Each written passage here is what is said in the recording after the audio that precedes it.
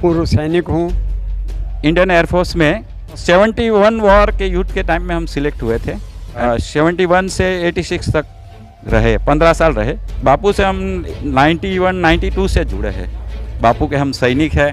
जब से हम एयरफोर्स में थे तो हम देश के लिए थे, अभी बापू के हम सैनिक हैं। बापू के ऊपर झूठे मुकदमे हैं, ख़त्म होने चाहिए। विधर्मियों है, उन्होंने बापू जी को फंसाया है और वो बाहर आएँ क्योंकि समाज को उनकी अति आवश्यकता है।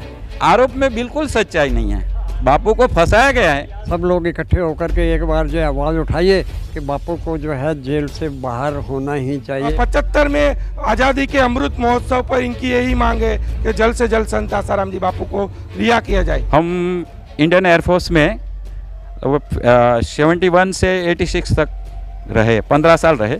संत आसाराम जी बापू के शिष्य हो, कितने सालों से जुड़े हो बापू से?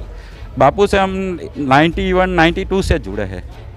तब से दीक्षा ली हमने बापूजी से और बहुत ही हमने उसमें फ़ायदा हुआ है। बापू के हम सैनिक हैं। जब से हम एयरफोर्स में थे तो हम देश के लिए थे, अभी बापू के हम सैनिक हैं।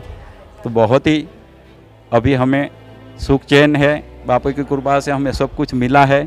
आध्यात्मिकता और जो व्यवहारिक जगत में भी हमको काफ़ी।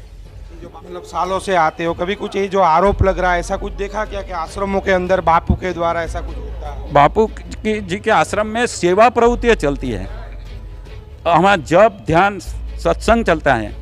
मतलब आरोपों में कोई सच्चाई नहीं? आरोप में बिल्कुल सच्चाई नहीं है।